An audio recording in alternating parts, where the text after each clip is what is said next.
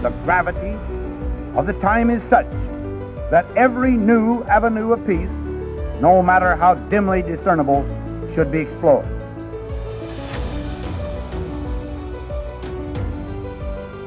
Never before in history has so much hope for so many people been gathered together in a single organization.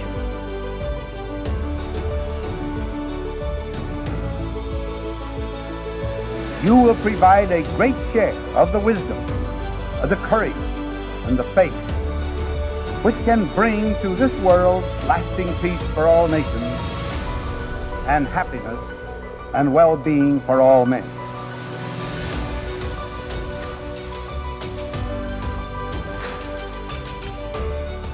So we are here today on Titans of Nuclear with a very special guest, Mark Nelson. Welcome to Titans. Thank you very much, Brett. And I'm going to do a little intro first because I have been supremely jealous of all of the episodes that you've done with Dr. Chris Kiefer, my favorite podcaster. And I listen, whenever I see you show up, first of all, I think it's pretty cool that he has repeat guests. We have to figure out how to do that at some point too. But the fact that whenever you come on, I'm like, oh my God, this is going to be a good episode. This is intimidating. At some point this is going to get out there. Might as well break it on your podcast. I've never listened to a podcast. So I especially haven't listened to myself on a podcast. You're braver than me. You are something else, I will tell you that. I can't remember if you gave your history. I'm sure you did on his, but I'm gonna first point everyone to go listen to all your episodes with him. But then also I'm gonna make you repeat your life story right now. So kick it off for us. Who are you and where'd you come from? Oh God, no, I'll have to tell it differently, so I can be all things to all people. I'm from Oklahoma, land of cattle and tornadoes and fracking and aerospace industry, land of a lot of things, but not of nuclear, for sure. My family came to Oklahoma in part for oil and gas. My grandfather helped open up the Ekofisk fields when he was one of the head engineers of that effort for Phillips Petroleum in the late 60s and early 70s. So I am oil and gas dipped because I, like many teenagers, are assholes. At the moment I discovered nuclear in college, I told my parents that I would try to put the family and everybody else out of business by decarbonizing everything. So I definitely have that biting the hand that feeds energy that comes from a place of coming from oil and gas. Yeah, cool. In continuing this irony, I studied engineering at Oklahoma State University, and then a head of Phillips Petroleum, previous CEO and chairman of the board of Phillips, actually sponsored a special scholarship just for Oklahoma State engineers called the Wayne Allen Scholarship to send 2 engineers to Cambridge for graduate studies. Cambridge, in that time, had just started a master's program in nuclear engineering. So all these things came together. I knew I wanted to do engineering. Yeah. I was a little dispirited as an aerospace engineer, seeing that you could go your whole career working on maybe 1 plane design, maybe 2 if you're lucky. In many ways, engineering culture has slowed down in a lot of sectors. Oh, or at least it appeared to. This is at the dawn of SpaceX, the dawn of boom technology. We're going to get back into supersonic flight, I guess. But at that time in 2011, 2012, things felt stuck in aerospace and in astronautical engineering. That's when I discovered nuclear, and then took this oil money to go study nuclear engineering in the UK. And you thought that aerospace was slow and conservative in their engineering. Yeah, so I had... Well, you had an awakening coming for you. The grass is always greener, right, Brett? Yeah, exactly. Yeah. Okay, so... I mean, you can't give me crap about this. You're working on Open 100. You've got a pretty little model over there. That is a gorgeous... You're clearly trying to boom technology your way out of the stagnation too for nuclear, yes? Yeah, oh, absolutely. I mean, I think what Boom is doing is interesting. Obviously, what SpaceX is doing is super duper pioneering.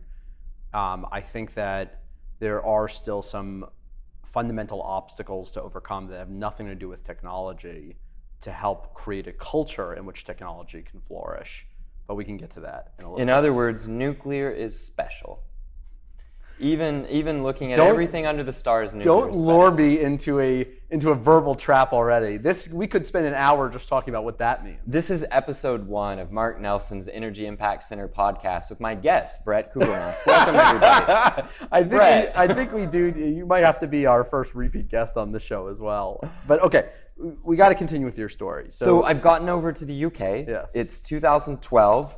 There's a great deal of excitement because maybe the UK is going to build not 1, not 2, not 3, but maybe 4 nuclear plants, all with different designs from different vendors from different countries.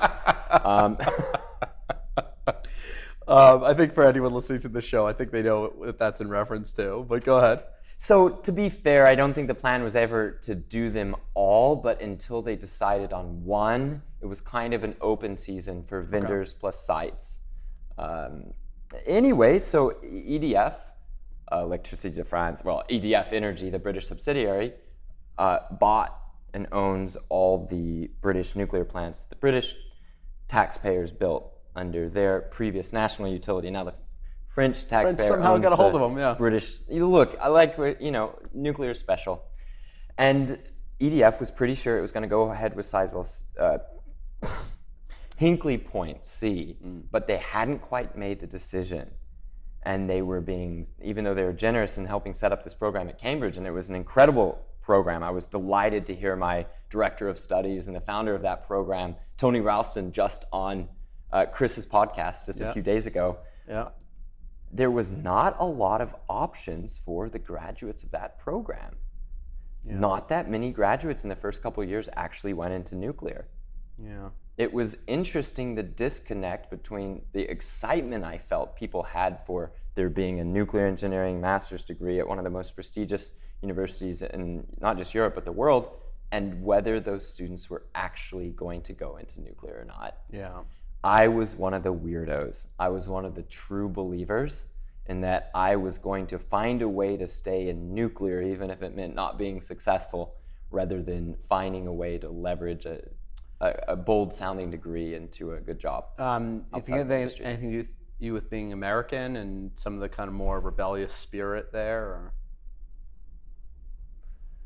Because these are Brits in your class? Actually, I think it had more to do with the fact that engineering salaries in Britain are preposterously low, especially for starting engineers. Like you'll make significantly more managing or even assistant managing like a small fast food restaurant almost anywhere in the US than you will starting as an engineer for most disciplines in the UK. Wow. Yeah, so I don't know how that's going to work Get out. free healthcare, but Yeah, but in the end, I think you can read something into the priorities of a country by whether engineers feel that their starting salaries are competitive, even with basic other salaries in other sectors. Yeah. And almost everybody in that program did want to stay in the UK, which for most of them meant not considering nuclear engineering jobs.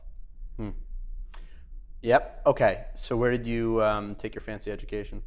Back to Cambridge. I got a PhD award that I was very grateful to have to stay on as a foreign student studying nuclear engineering. And I was delighted because I just felt that there was so much to do in academia. There must be, because nuclear energy was very important and wasn't progressing the way a lot of us young idealists wanted it to. To me at the time, that meant by definition there was a lot to do in academia. I think I had a very interesting first year of my PhD where I just explored every topic under the sun. In general, I was trying to look at fuel cycle optimization, where I knew we had a bunch of interesting efforts around the world to make fuel cycle optimization programs.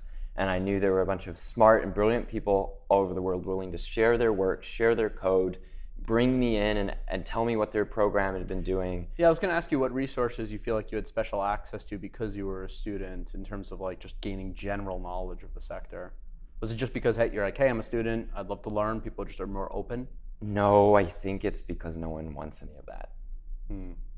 I hate to say it, I think because nobody asked how to optimize a fuel cycle, and to maybe generalize a little soon to other problems like in electricity or society at large, optimization is really dangerous. It is dangerous. It goes wrong in brutal ways. What do you mean? Well, optimization is fragile. It's very fragile. And especially... Are you saying essentially that in trying to optimize something, you might erode the gains you had already?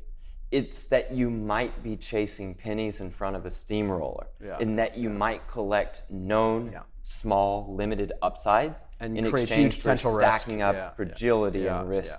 Well, that is the essence of construction complexity overall. You can maybe show on paper how, by going much bigger or by adding in another reheat site, whatever it is, you're just this much more efficient. But at the end of the day, you never factored in, just what everyone should know, that when you add complexity to a system, costs will find their way in through every little witch, crack, and cook and nanny, or whatever you call it. Yes, but even tougher than that, you can say, oh, we're going to get rid of complexity and use that as part of your optimization. And if you're doing it in concept, or if you're doing it on a computer, or if you're doing it with, 3D CAD, and you're doing it surrounded by a team of bright young things who have never worked a day at a construction site. No one ever worked a day at a construction site in their life. Yeah, I think something that's super emblematic of that is like with materials. Like people will look and be like, well, I'm gonna design my system and say, okay, well that's steel, or that's graphite, or that's water, and they don't realize that water has other stuff in it. And so you can run all of your models assuming that's a good old H2O, but you don't know, you're not factoring in, there's actually loose oxygen. There's all sorts of other stuff in there, and that adds corrosive factors to your entire system over time. And so those other perfect materials that you chose, they don't last as long as you thought. Or the fact that so much of what we know is unstated and possibly unstatable. Institutional knowledge is what you're saying. Not just institutional knowledge, but in that sometimes you have to just be safe by assuming there's no such thing as institutional knowledge. That any pretending to institutional knowledge as opposed to individuals that have gotten dirty doing a thing is just not real and is not to be trusted. So let me see if I can... I was very lucky in having, solid middle-class parents who thought it was a rite of passage for their kids to go work dirty jobs. And I didn't do it very long, but I did some dirty, ugly jobs in Oklahoma where just, earthy sayings themselves will come back to me at some point, where some guy I worked with said something crude about designers of buildings always forgetting to leave rooms for the ducts. They just always forget to leave rooms. And then you'd think, wait, I'm designing a building now. It's many years past. I'm hearing in my head as I'm covered in fiberglass insulation and dust and nastiness and breathing through a mask before it was cool. And then I'm up there with a grunting dude who never went to college, barely finished high school, saying, these damn architects never leave enough room. Mark, grab this crap, haul it away. And if I were designing a nuclear plant, I would like to think that I would make it a little larger even if it didn't optimize the amount of concrete used because of the diameter of the plant. Because in the end, you never know what the buildability is truly gonna be on the site when it counts. And look, they optimized the AP1000 all the way almost to death, right?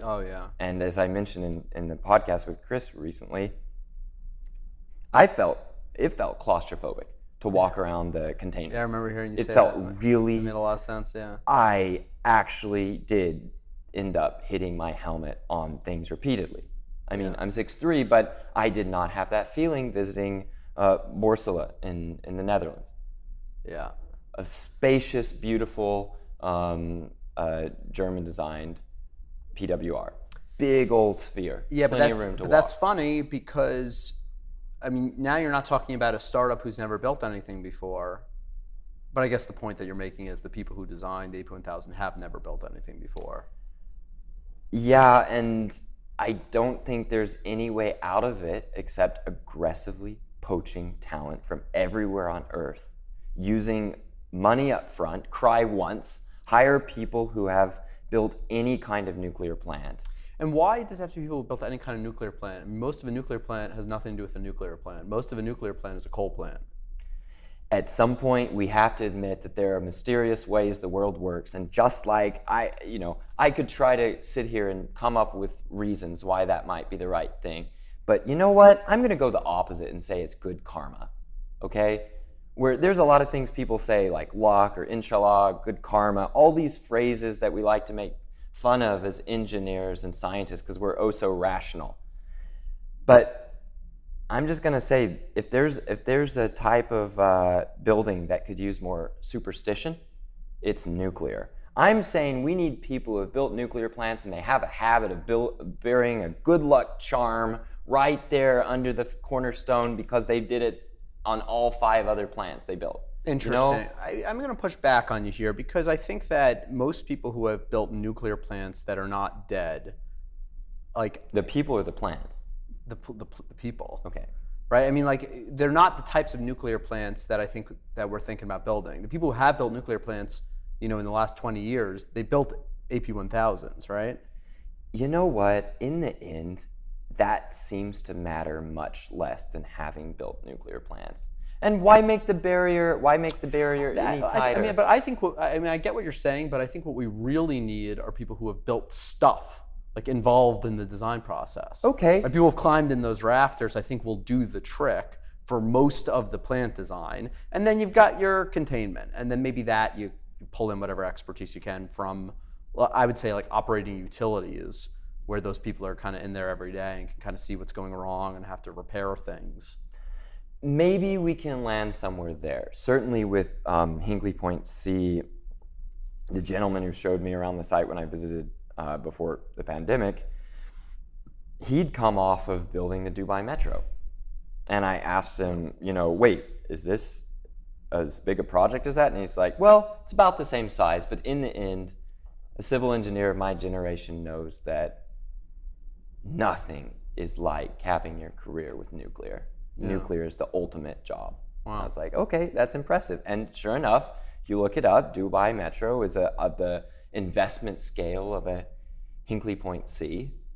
Certainly a lot more physically extensive than a concentrated work site like Hinkley Point C. But you know what, I think I can agree that for civil works, doing large civil works, if you just absolutely cannot get somebody who's done the same plant design, and you get somebody who's done plants, and if you can't get that, you get a mega project. You're kind of implying that a nuclear plant has to be a large civil works project, and that's another area that I would like to push back and see what you have to say.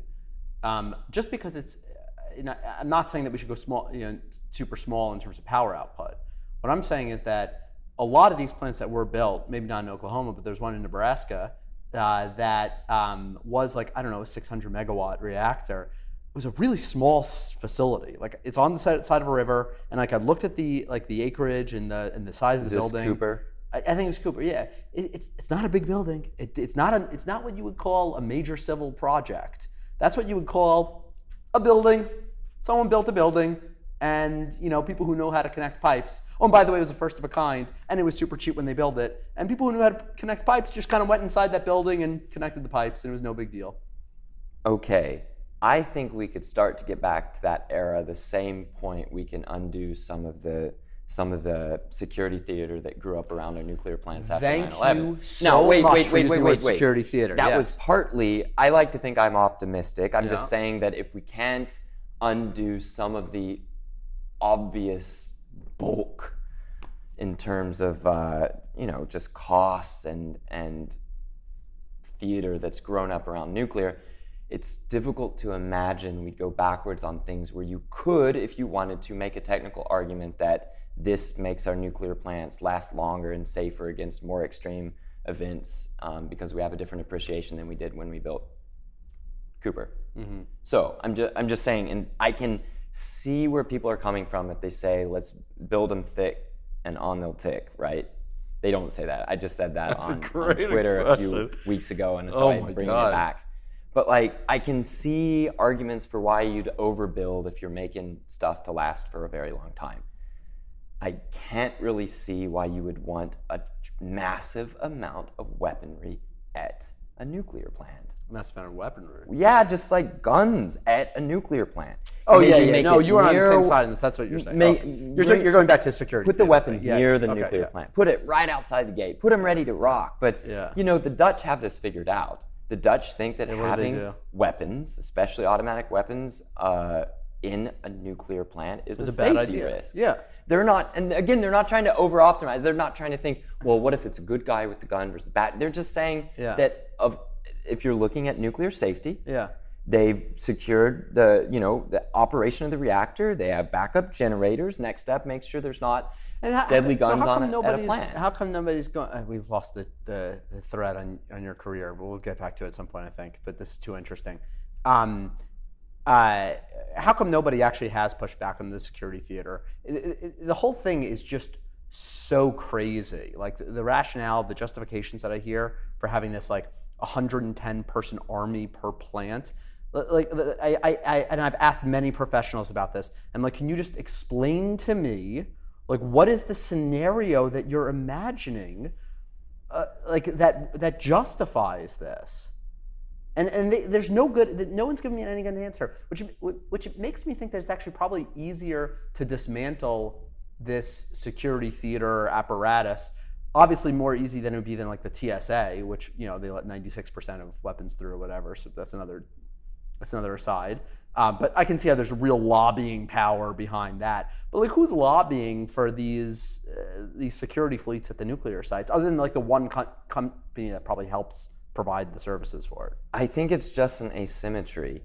Too much downside for an individual inside or outside of the bureaucracy to push back on this. Too much downside for utilities to be seen pushing back on their regulator in this manner. No politician is going to stick their head up and say, of all the problems today, I think the one I really want to spend my political capital on is desecuring nuclear plants. I think it's just it's really hard for anybody to take the lead and to be bold on something like that. And would any of the vendors do it? Is there any reason a vendor would want to do it? To me, it just seems like... I mean, the vendors are trying to design in less need for armies, right? They're trying to... you could see this as part of the same argument of reducing the site boundary, where you can claim if somebody took over and conquered this plant and did their worst and nobody could intervene for days or months or whatever, and we've lost even a sovereign spot of American territory to some army that has taken over to try to hurt us, and the maximum accident that could be foreseen was small, then you could maybe start arguing that you shrink the army along with the emergency. But if we're using logic, we can say the worst that can happen at any nuclear site, let's say a Fukushima-style scenario, is 0 deaths due to radiation and 1 teaspoon of iodine-131 into the environment. So that's the worst thing that can happen. But it doesn't. We don't need to talk about like an army invading a nuclear plant. A guy with a truck can kill 12 people by just plowing into a crowded street. We don't put a 100-person army for every truck that gets rented. I understand, but that's not the worst that can happen to the individual that proposes this and takes the fall and loses their career. And now you're speaking logically. Yeah. Well, so this is what I'd say. I tangled a little bit with beloved energy writer Dr. Vox. I think he goes by Dr. Volts now on Twitter, and he made some snarky comment about, here's the logic brigade with all their rationality, when I was just mentioning that he couldn't do his own math, and so be careful about his claims. Anyway, and I've just realized that again, it's not that I don't like using the word logic or rational. I basically never use them. I get them out. Typically, when individuals are acting, they're acting in ways where even they may not understand, but it's in their long-term survival interest. If they didn't do that, they'd be filtered out. In the case of the life of bureaucrats or the life of politicians or the life of somebody in the nuclear industry, to be seen pushing back on something like that means concentrating the personal risk of that leadership. Yeah. And look, I just think we're a little light on leaders. We're a little bit light, especially in the nuclear industry, and people willing to break rank and break rules. Yeah. And maybe there's a very good reason for that. I mean, the irony really for nuclear is that the same iron discipline that's given us our current 94% capacity factor over a national fleet, where it's like different utilities claim to be good or better at operating nuclear, but in the end, the fleet is extraordinary. That same iron discipline, that same absolute deference to hierarchy, or at least to the rules about how to report problems and act on them, is killing us in communicating with the public. Yeah. And in the end, it's the public's response that will make or break an effort to reduce the armies at the nuclear plant. Yeah, I agree, and I think listeners to this podcast have heard me say enough times that nuclear is its own worst enemy, especially when it comes to communication. But okay, we gotta go. We gotta. I was talking about dirty jobs, Yeah. and what happened when I got into a PhD and I was searching for something. I had all these methods. Yeah. Okay. I don't want to spend too much time on your PhD because we have too many other fun things to talk about. Oh, good, because I didn't spend time on my PhD. I left, but had an amazing time. Made incredible friends. Studied every topic under the sun that I thought could lead me to one simple question, which was, who needed what I was working on? Yeah, and who needed it? Answer was nobody. But since I had a lovely scholarship, I was going to take my time figuring out that answer, right? Yep. I ended up trying to reapproach EDF for a job, and they just couldn't quite get the paperwork to me. It's like this person emailed, and that person emailed, and this person couldn't remember what was on the email chain, and then time What were you just going to ran do for out. EDF? It didn't matter. I was going to work be a for nuclear guy. $38,000 a year to be Oh a my nuclear God. graduate degree holding God. nuclear engineer. I told you salaries are Yeah. really low. Pounds or dollars? Which one are you talking about? Dollars. It was like under 30,000 pounds. Okay. Yeah. Anyway, but the job sounded amazing. They have a scheme to bring in graduates in engineering programs to go do tours of duties at the different crumbly graphite reactors to just basically do the projects to assure both the owner and the regulator that you know how the cookie's crumbling there in the core, and that it's safe to continue operating or pull the plug, stop operating. And that sounded like a very cool job. Real problems, at least, yeah? But in the end, the UK was really kind of anti-immigrant at the time, and I was an immigrant. Yeah. And I fled back to the US. Okay. Yeah. Came Didn't back have home. my visa. Good came old back home. America. Yeah, good old America. And you know what? That was really important. Because if you haven't felt what it's like to be in a land where your passport doesn't match the name of the government that you're there, it's a sort of gnawing insecurity that you'll never forget. Wow. Yeah. And in the end, I think that it's important to love your country in a real way, not in the whole like, I love it, so I'm going to try to improve it. It's kind of, it rings hollow for a lot of people, but to actually say, my passport matches the name of the government of this land, and that means I have a stake in it somehow. Makes you feel a little bit empowered, I think, in a way that I wouldn't have had otherwise. So I came back to Cleveland, Ohio, having a giant blasted hole in my resume. You know, I'd been a good little student. I'd gotten good grades, I'd passed all the tests, I'd gotten into grad school, gotten the scholarships, and suddenly I hadn't had any accomplishment in the formal sense in years. That was another thing that was really important because I didn't have to worry about whether I'd be afraid to fail or not. I literally got kicked out of my PhD by Cambridge University. I got actually kicked out and my visa stripped. Oh my God. So that was a really important step. So I spent a year on an Obamacare fellowship, which is another one of the cheeky ways to say I didn't have a job and was just too old for health insurance under the parents. Okay. So I worked a manual labor job carrying boxes and instruments for a small Baroque orchestra based in Cleveland, and I just learned electricity. And I just looked at data coming in from like the European electricity grid, and I just stared at it for hours and like clicked different date ranges and looked at different websites, checked out different visualizations, started making my own, and I accidentally made one of the early viral energy Twitter graphs. Just on Excel. I was using a laptop left over from my practically from undergrad that was so slow that I repeatedly crashed my computer trying to make that first plot. What was so viral about this? What caught on in people's attention? I plotted a bunch of data points, and everyone loves a bunch of data points.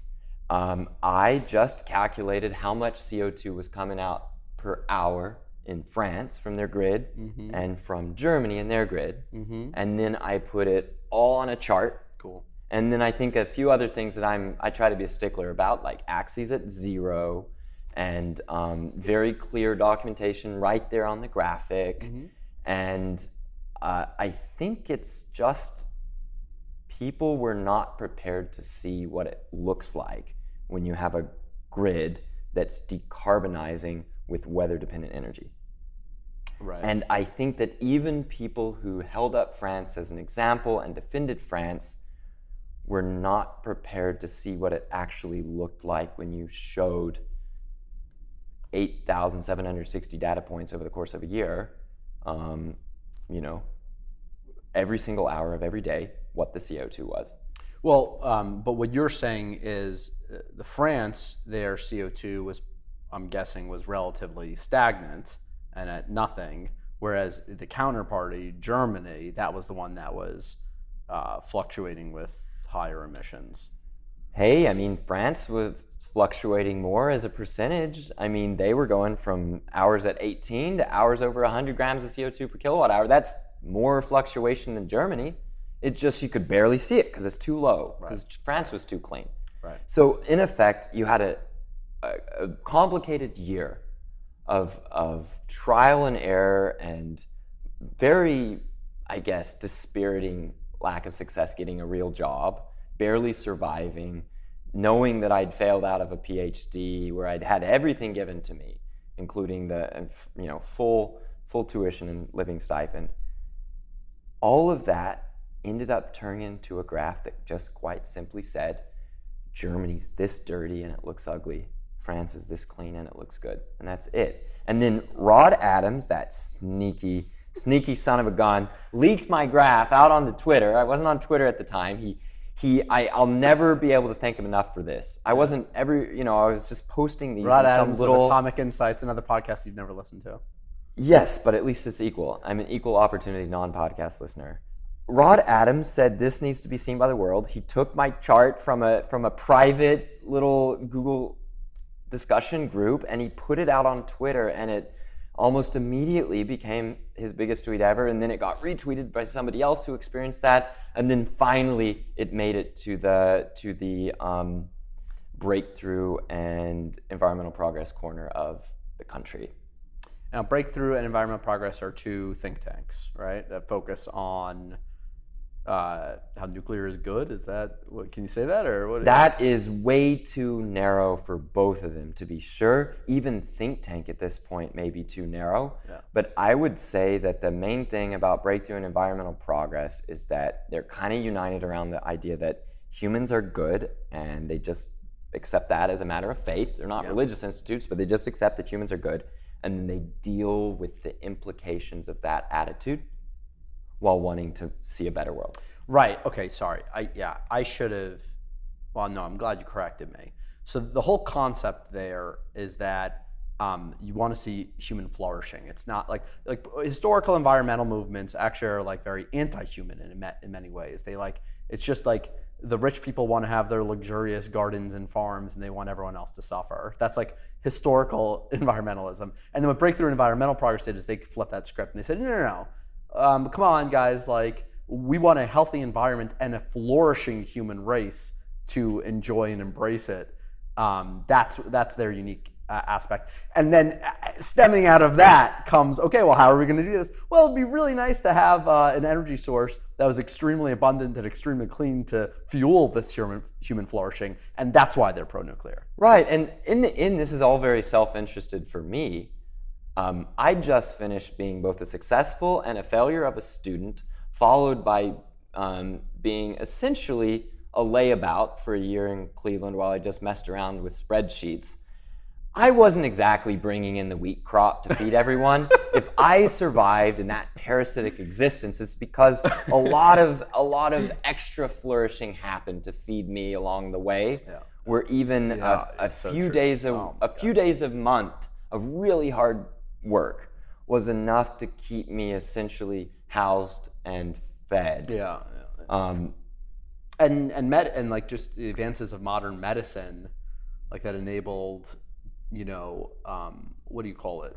Not relaxation, but just when you're not working but surviving, right? It's like there's so much that goes into like modern civilization that that we take for granted. Yeah, exactly. So I was inclined to support and defend nuclear. That is something that both environmental progress and breakthrough were doing. So I ended up applying for and receiving a spot in that breakthrough generation of 2016. Yeah, that's how I went west. Yep.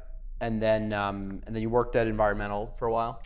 Yes. So after a summer at Breakthrough, I joined Environmental Progress, and with Schellenberger, who is the Titan #1, first episode of. No way. Yeah, first episode of Titans Nuclear. And now here I am, the last episode. Hopefully not. Oh, Let's say the most recent episode. Most recent. That's another way to put it. Yeah. Okay. I don't know if there's an earthquake coming or something, but yeah. Very cool. I guess I didn't realize that. I should listen to more podcasts. Oh yeah, I was. Are there a lot of them? Well, I was still living in there are quite a few. I was living in California at the time, and I didn't know anything about nuclear, but wanted to look into it more because the climate scientists I was talking to were like, Carrie Emanuel and everyone. They were like, go look into nuclear. Like, Brett, if you really care about climate change, go look into nuclear. And I could do some math, and so I thought that was a good idea. And then, so I was still in California, and I was like, who are some nuclear experts I can talk to? Stop. Yeah. That's not good enough. It's not that you can do math. Trust me. I was in academia. Academia is filled with a giant crowd of people who are very good at math, and they do it to defend and expand on the dumbest shit, to be a little rude. So can I add a correction? Yes. You were young enough not to share in a deep gnawing anxiety about nuclear, either the bomb or the energy. That's probably true. Yeah. You were eager to do something where you had the biggest impact on the center of energy possible, perhaps. Yep. Just a guess. And then in the end, that's sufficient. You don't even have to be good at math at that point. Yeah. And that's important because if we are going to say that coming to nuclear is about being good at math, then a bunch of people didn't have good experience with math and are not going to do math except for their family budget. God damn, you're so good. Or if they're get into online poker, they'll get into numbers. You're right. If they get a hobby in chess, they might do it. I shouldn't have said it like that. I'm glad you corrected me. Yeah, no, that is...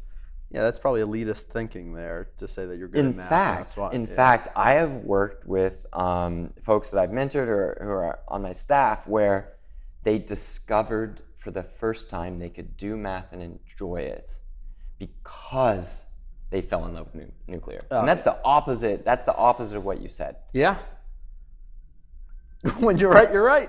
Sorry, I didn't mean to. No, okay, that's okay. No, I'm glad you put that correction. I think that was actually very valuable insight for this episode. So I'm glad you went there.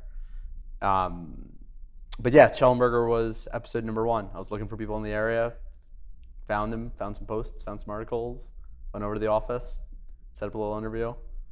I love that story. Yeah, and the rest is history. And you were working there at that time. We just didn't run into each other.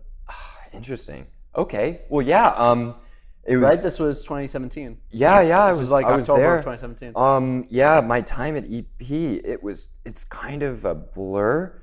Crisis after crisis after crisis. What were the crises? Let me give you an example. I get to Environmental Progress and Michael says to me, "Hey Mark, can you get me a list of all the nuclear plants in trouble?"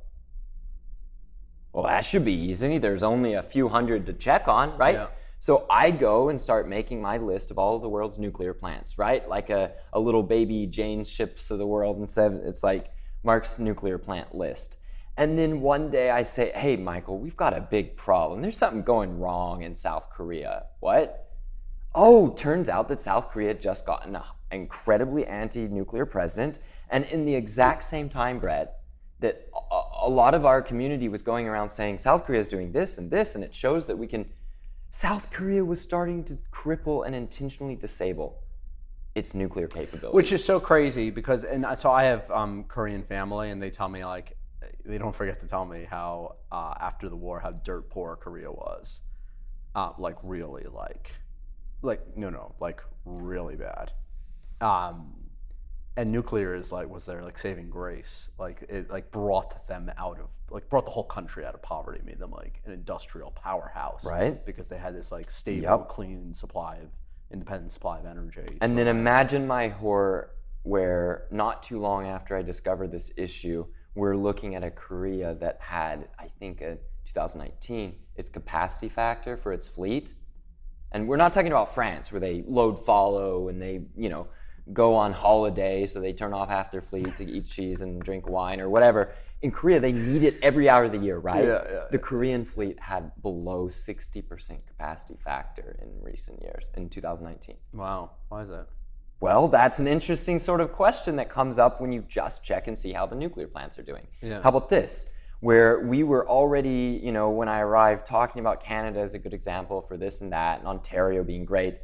And then we look and see that Canada was on pace at the time to lose a huge amount of its nuclear, heck, still is on pace to lose a giant chunk of its nuclear plants in the next few years. And why, what was when he sets you up and says, hey, go find out why all the nuclear plants, or find me all the nuclear plants that aren't doing well, why? What is the mission of the organization, save all the nuclear plants that aren't doing well, or what's going on? Yeah, because they were turning off, and I mean, a few years before, Michael had been saying, oh, there's these advanced reactors, we can save humanity. He was in one of the documentaries. I haven't seen it. Pandora's whatever. I'll put that in the podcast queue. Anyway, he'd been in movies and been part of a narrative that said that the reason why nuclear isn't doing well is because we did the wrong design or something, right? Oh, he was of that opinion. Well, I mean, if you go far enough back, look, my discovery of nuclear right on the eve of applying to grad school was around seeing that, we've got these things. We have these things called molten salt reactors where we can use a fuel called thorium, and that'll solve all the problems that nuclear's had because we leave 96% of the energy unburned in the fuel, and if we can just correct that, then our molten salt thermal breeder will then solve the problem of nuclear weapons proliferation to lead us to the promised land. Okay. And then, first day in at grad school, they're like, let's learn some reactor. Yeah. Oh my God, it's just but it's so funny how many people actually do catch the nuclear bug with that kind of thinking. God, we need to get a psychologist. So on what's staff, happening? What's happening in? I don't know. Psychologists are the type that went to grad school, right? Remember, we talked about the problems with people who went to grad school. Hey, but they're the ones who probably finished grad school. Oh man. Okay, it is open season. I don't care if I'm a guest here or if I never get invited back. It is open season for the rest of this podcast episode, even if it's 5 minutes. Anyway. The narrative goes, nuclear is not getting built because we don't have the right reactors or designs, and at the same time, nuclear plants that were already built, as in you don't have to pay for their construction, they're there already. Yeah. We're getting shut down. Yeah. And Michael, had some pretty obvious intuitive connections that something may be wrong with the narrative that we will be saved by advanced nuclear.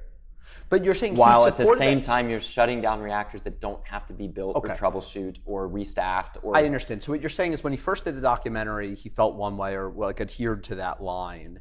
But then over time, by learning more about the industry, he came to a different opinion. And you were part of that, or you came in after he would already kind of figure, where do you fit into this? I think Cambridge has a great program, pretty small program, but they have people that have been a part of many different interesting projects. For example, Tony, he helped build the nuclear subs, the last set of nuclear subs for the UK, and before that he was part of the sodium fast reactor program up in Dounreay in Scotland, and he'd just been around a lot of reactors, sometimes from start to finish for their life cycle, right? And it's just, he wasn't saying that we couldn't do advanced reactors. It's just he was speaking from the real world. He didn't go to grad school either. I know, right? There's a pattern here. And you just feel a lot more realism there, I think. You're a lot more connected to the problem of a country that's desperately clinging on to the final remaining years of the last time they decided to go it alone on nuclear technology, right? So the Brits decided to keep chugging along with gas reactors because they were once the world leader in all nuclear through the use of the gas reactors. And then they were fairly brutally disabused of the notion that it was good to go it alone on nuclear. That was part of my journey. As for Michael's, I just think he couldn't get away from the fact that we were closing working nuclear plants. Yeah. And the really interesting thing for us is that at the moment he started speaking out to them, he started being approached out of the blue by people all over the world saying, help us, our plants are dying. Yeah. And that made him sound even less like a lot of the rest of the eco-modernist movement, where, again, if you're hearing really distressing and disturbing things that are not a matter of public record from the inside of nuclear programs, it drives you to different viewpoints than if you're not at all connected to the industry. So what is the different viewpoint? Where do you sit on this now with respect? So encapsulate these learnings for me, because I know where you're going, but I don't think our audience does. I love exploring. I wrote my thesis at Cambridge on the reactor system that now is basically turning into the TerraPower thing in Wyoming. So on the PRISM, and I had to research the entire history Molten of that. salt or whatever. No. It's the sodium fast reactor. Sodium fast. Sorry. Yeah. Sorry. There's a bunch of companies that sort of inherited the directions from argon that led to the U.S.'s last attempt at building a sodium fast reactor. And I love it. I think any great nuclear country should have a sodium reactor program. I think that any great nuclear country, which is to say great countries, should have a high temperature program. But you cannot make a great nuclear country by having just those. Yeah. It's Russia. Russia has the most successful sodium fast reactor program ever. You're still beating around the bush. Just say it more clearly, because I don't want to put the words in your mouth, but say it more clearly what you mean. There's nothing wrong with light water reactors, right? In many ways, advanced reactor rhetoric and marketing is a cruel joke when we're losing the most beautiful electricity plants that humans have ever built, and those are light water reactors. Yeah. Okay, let's just let that sit. I also like heavy water reactors. Let's not, for those at home who are fans of heavy water reactors. Like Chris, like our buddy Chris. There's a lot of us can-do fans out there. Yeah. No, listen, I am too. And I would say the same thing. I'm a big fan of all these different technologies. I think they can be used for a lot of things. And I actually do think that the heavy waters maybe do have like a good way to scale in terms of like global energy production as well. But the light water reactors, like there's a reason that we built so many of them. And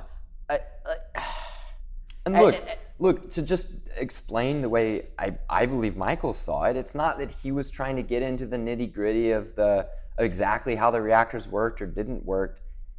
He just saw that upon reading from day one to the present the history of nuclear energy, we ended up with this system for reasons that were reasonable at the time and ended up working out, at least to the point of having lots of reactors. Yeah. The anti-nuclear movement was born and developed its full power before a single nuclear meltdown filled the public consciousness. There was already a very strong, very elite anti-nuclear movement.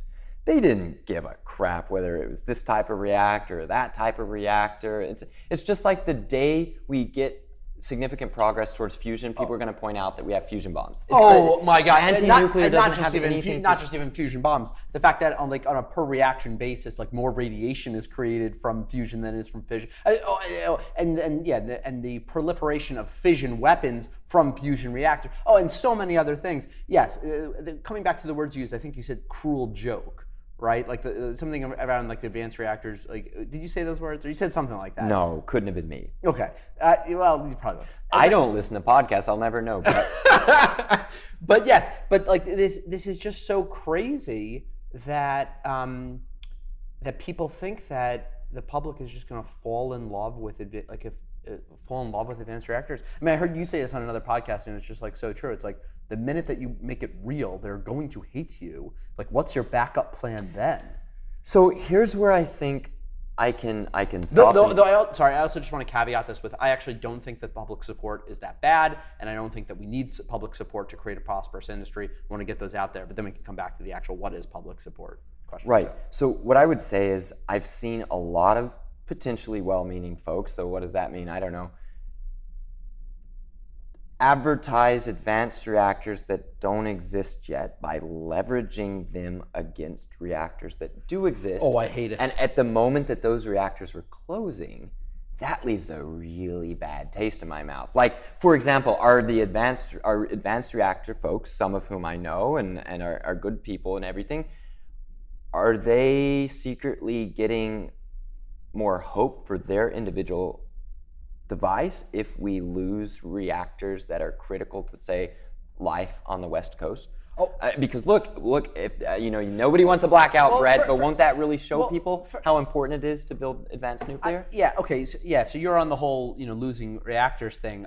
I've never focused that much on it, but I just think about it on the individual basis. You tell someone that your technology is safer than another nuclear technology. You don't think that you're literally doing the Inception thing. You're implanting an idea in their head that the entire category is so dangerous that people shouldn't have it. You think that you're saying something positive when you say the word that I'm safer? Like, who are you trying to fool? Yep. And this is another thing where, if I made two buckets of how I thought and how I lived when I was trying to get a PhD going, and then how I thought after a bit of time, in the trenches, doing manual labor, earning minimum wage, that sort of thing. Here's the way I'd kind of look at it.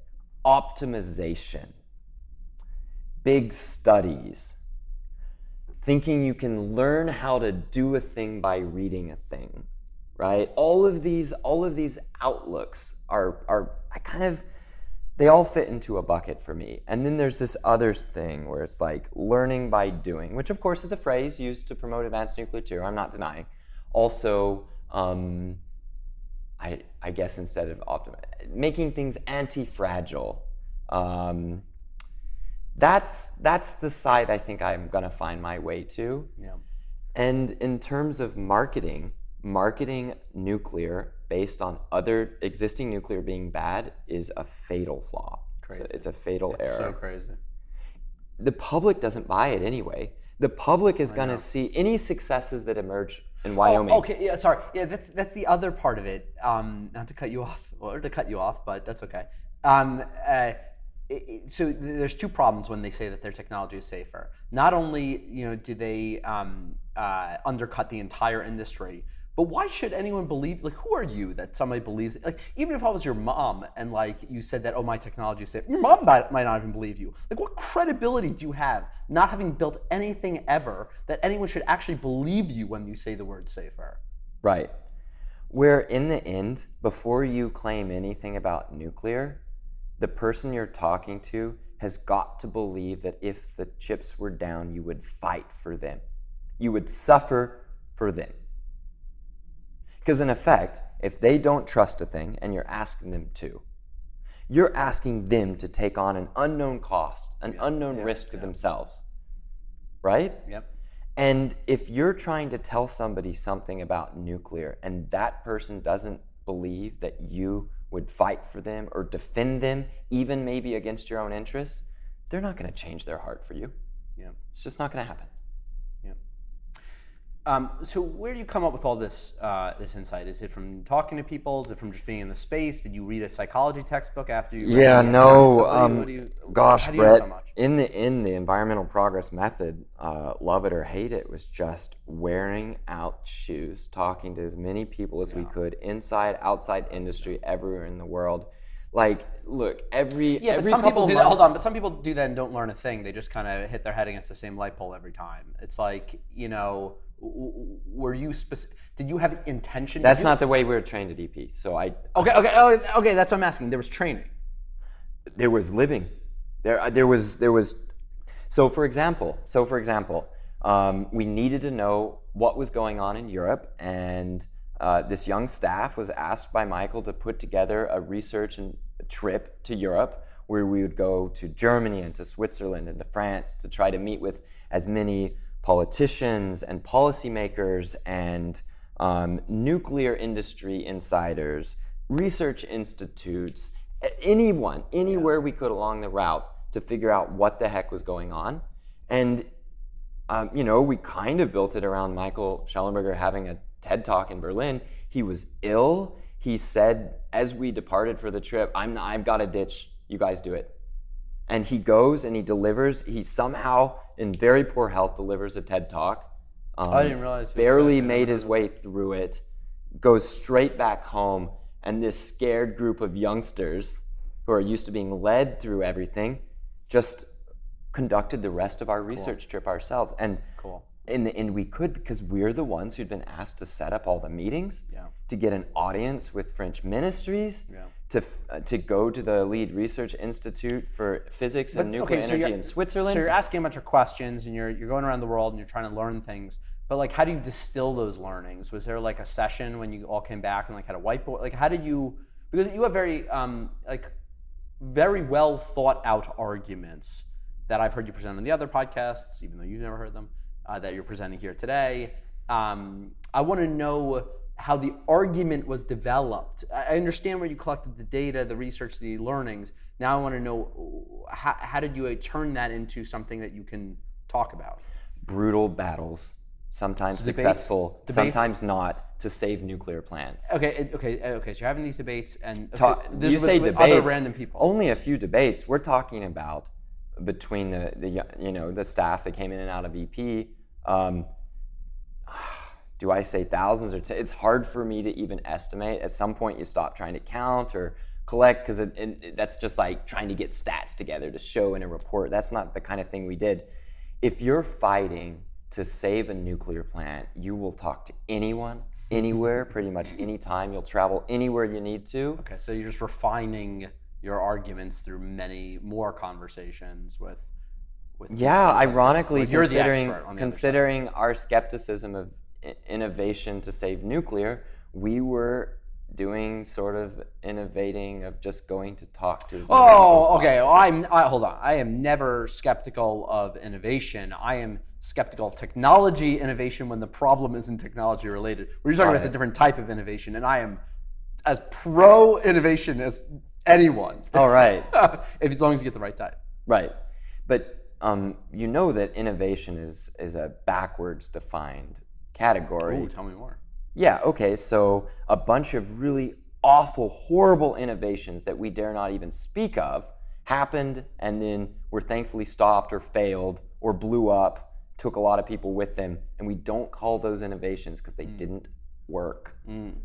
There's this assumption, if you're just playing with words instead of devices, if you're checking the temperature of donors and politicians rather than the temperature of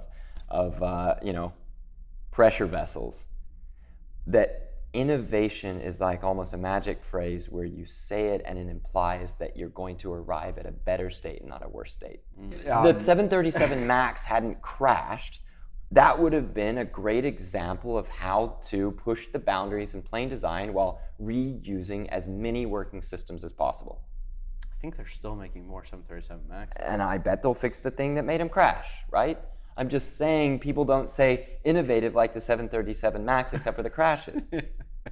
Look, if we innovate ourselves to a reactor that can be built a bit cheaper and just runs at 40 or 50% more expensive per terawatt hour, because it just has 80% uptime instead of 100%, say, that's backwards. Yeah. That's not good. Yeah, I know. Right? Well, listen, this is the other problem that I think that the advanced, once again, I love them, love the advanced technologies, love the advanced reactor developers, and I really love them as people too.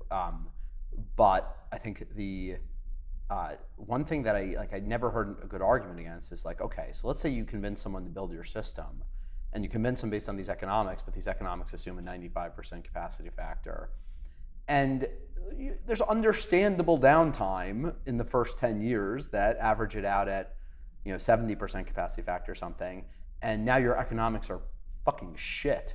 Who's going to ever build another one of your plants again? Like that's the other thing Let's even plant this even more in reality. Or like, why would the utilities aren't stupid, and you might say that you've got a 95% uptime reactor, but they're not going to believe you, and they're going to base their economic models on 70% or 60% or who knows, and then you won't be able to sell it to begin with. Diablo Canyon nuclear power plant was never designed to have a whole army defending it, or to defend against Fukushima type initiating events, and it was also designed to have they was expected to have an uptime of about 75%. Yeah. Right? And despite all this, awful experience in construction, worse than we're talking 13 years or so, right, to get that thing online, immense cultural forces brought to bear against it, that damn plant makes money. In today's California, with the wind and solar that's on the grid in California, that plant makes money. So why are they shutting it down? We get to try 5 different advanced reactor systems in addition to building a bunch of the ones that work. I think that's Why are they shutting it down? Can you answer the question, please? Yeah, so there's things that you say and don't say to allow people to save face, and I hate being the type of person that beats around the bush. It's being shut down because someone or some small group of people demanded it, and they got what they wanted through inside hardball politics. And the plant is owned by a utility that does not gain from more electricity sales or higher electricity prices, but can go bankrupt if they're forced to suddenly shut their plant because of misused environmental restrictions. So Diablo Canyon, most beautiful nuclear plant in the world, one of the most important nuclear plants in the world in terms of protecting life and limb, at least in the West, in terms of the severe electricity shortage that California has, and it's just going to get worse. They're emergency permitting everything, generators, releasing madness that California blacked out, madness, and they're going to make it more vulnerable. Madness. Right, but a few people wanted it gone, and PG&E was not in a position to tell the regulators who were being used as a tool. Yeah. They were not in a position to fight. Yeah. And look, honestly, at the time, in 2016, nuclear energy was not legally clean energy under the law of the state of California, but now it is. In 2016, the gas side of PG&E was the dominant. They had the BDE, so to speak. The kids will know what that acronym stands for. I got mailers. When I moved to San Francisco in 2016. PG&E used our money to send us mailers showing how it was best to use natural gas to cook your Thanksgiving turkey because electricity was a lot more expensive. Oh my God. That's because the gas guys just had absolute run of the place. Yeah. It was their own private little program. And the finance guys said, hey, why are we even trying to put up a fight? If these politicians tell us we have to close our plant or else, why don't we just close it? It's not any skin off of our back. They don't care. You sort of had one of the last generations of leaders that maybe would have had the spine to say, this is fundamentally wrong.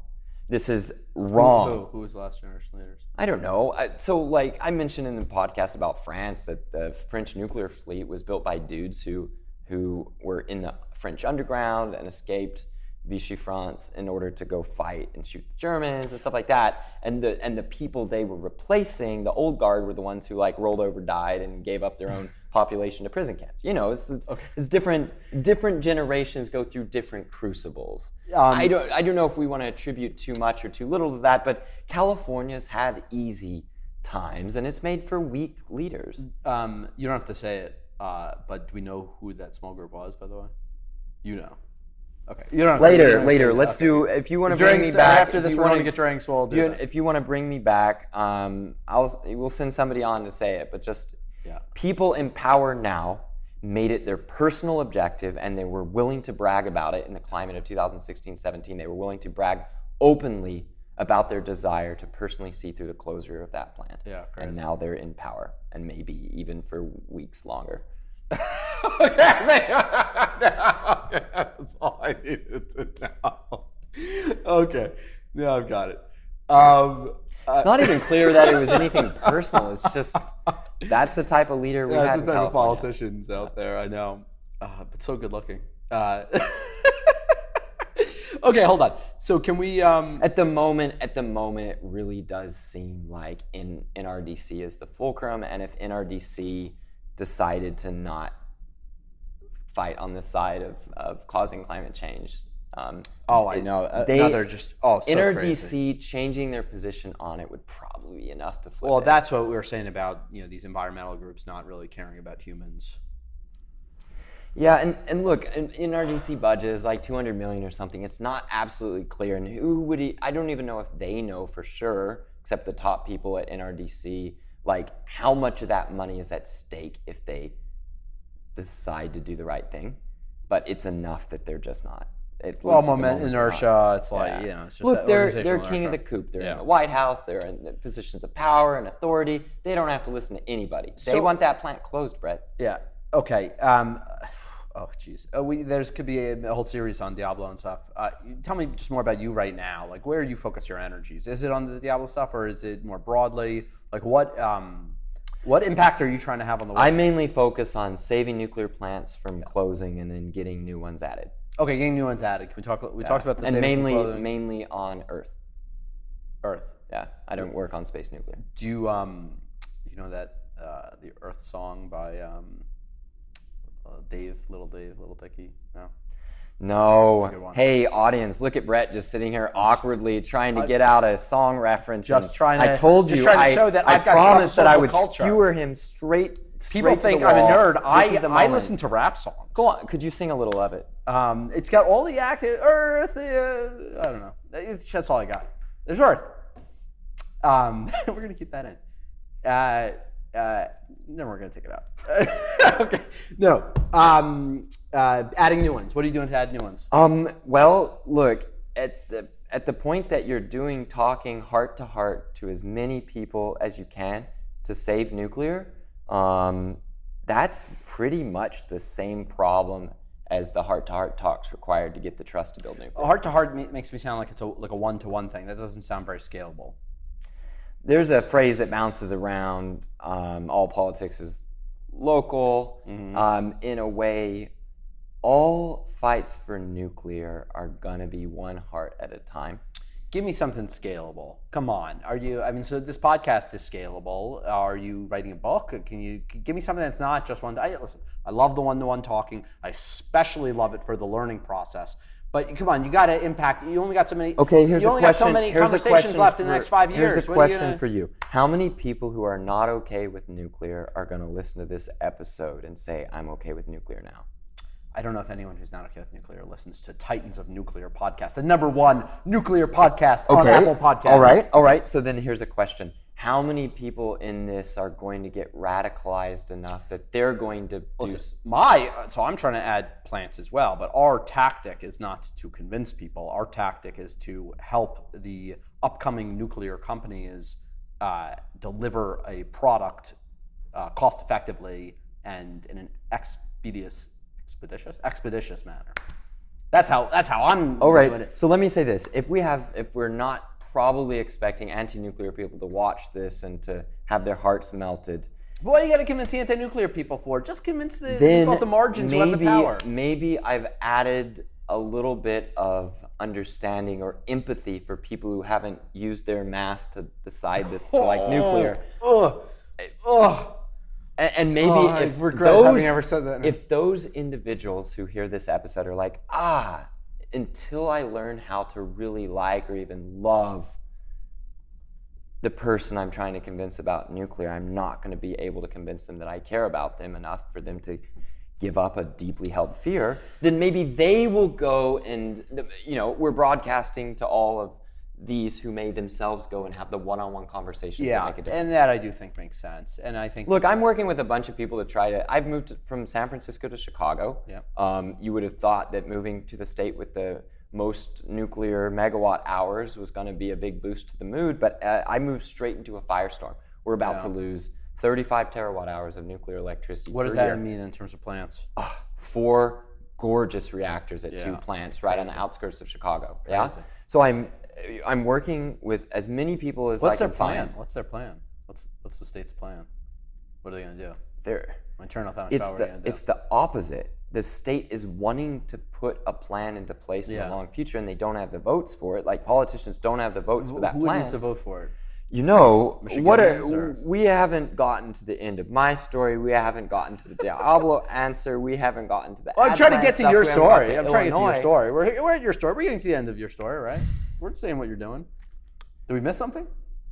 In the end, what we found to be successful is just calling our representatives and saying, please, it would just mean so much to us to have a conversation to say why we can't lose these plants. Yeah. And, you know, people want to call scripts. They want to be able to send it out. Which representatives are you talking about? Look, the national reps for Illinois, they don't seem to be doing anything. The senators don't seem to be doing anything. There are even really prominent former political leaders who started their political career in Illinois, went all the way to the White House, who seem to be doing absolutely nothing about the biggest energy story in America, okay?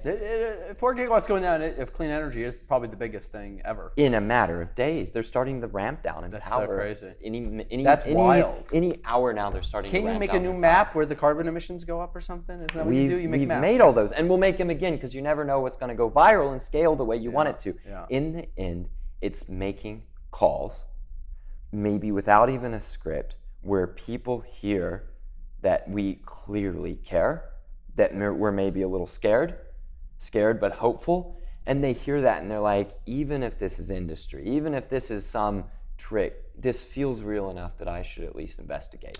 How do you help people do this? Do you have do you have a website or something people can go to? We are on a podcast. We got to promote something here. Look, I've seen people. Call scripts. Where can they go? www. what? One of the things I've had a problem with a lot of organizations that do work on like advanced nuclear and stuff like that is I see a lot of people say, oh, we are not staffed up to do grassroots, or oh, we just can't. Look, we may not have been able to build more nuclear in the last like 30 years, but we've built devices that make it easy and free to communicate with almost anyone in the world effortlessly, right?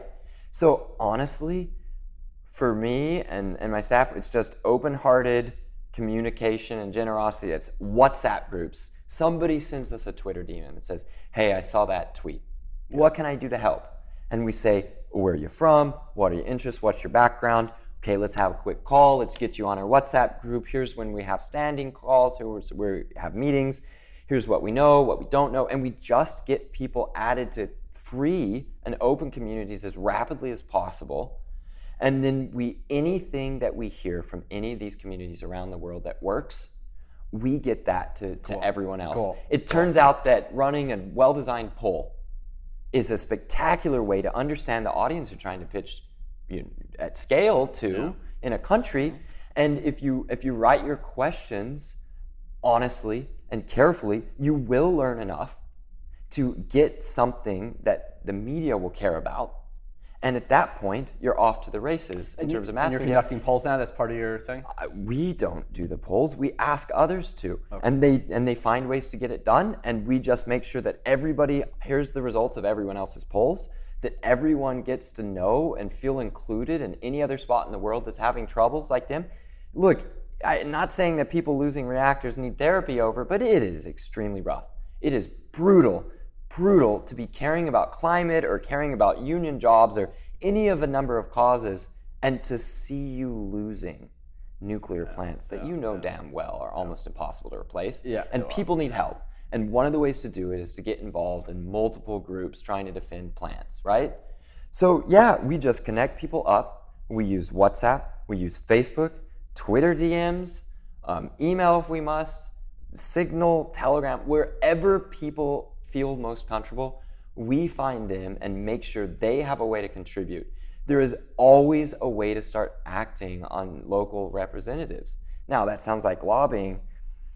This is one of those things where lobbying itself doesn't even seem to scale. This is heart to heart, and you might as well start with the people who win elections by the smallest margins. And that's the people in your neighborhood or your city or your county who actually want to represent you in a state house, right? And yeah, that's the United States context. But what you'll find is that there's always a next step. There is always a next step. You know what? even with New York's brutal spring, I was there with my colleagues and the Nuclear New York guys. We were strapping yellow helmets up to a fence line behind crying union leaders and politicians as we shut down one of the most important power plants in the world for keeping a population healthy and alive. There was still a next step. That demonstration, that silent demonstration, got covered in National Geographic.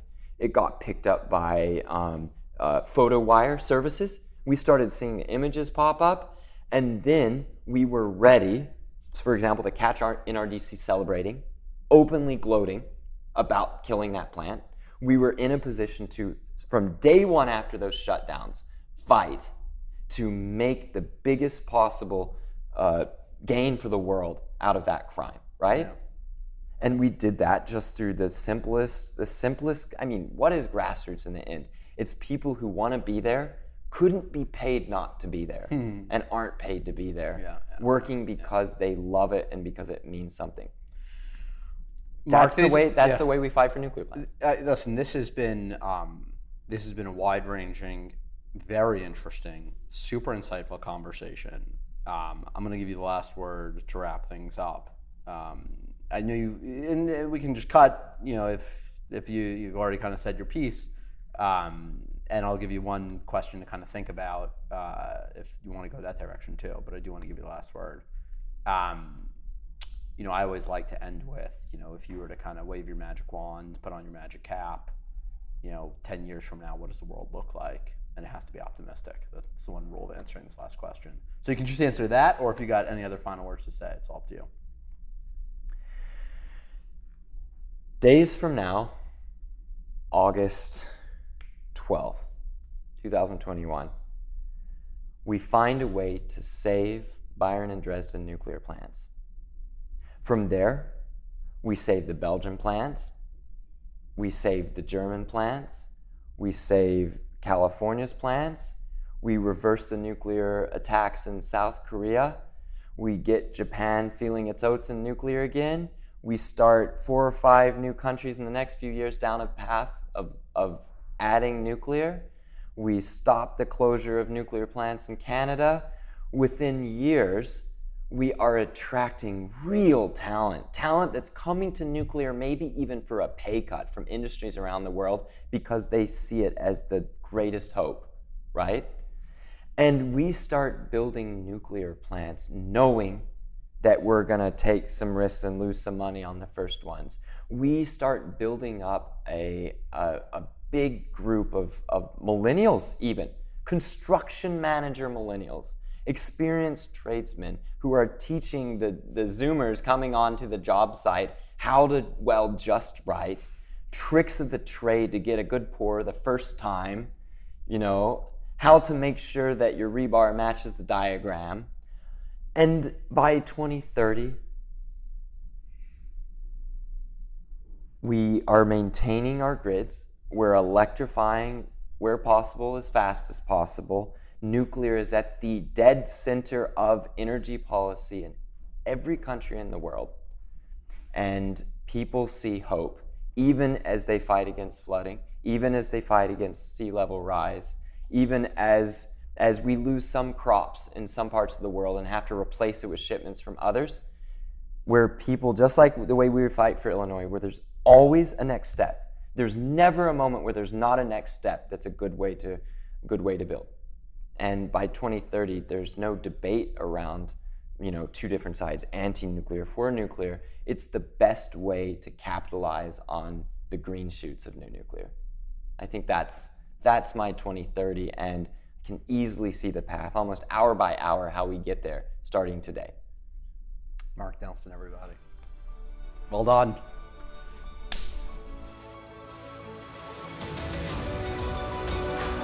And initiate at least a new approach to the many difficult problems that must be solved in both private and public conversation if the world is to shake off the inertia imposed by fear and is to make positive progress toward peace.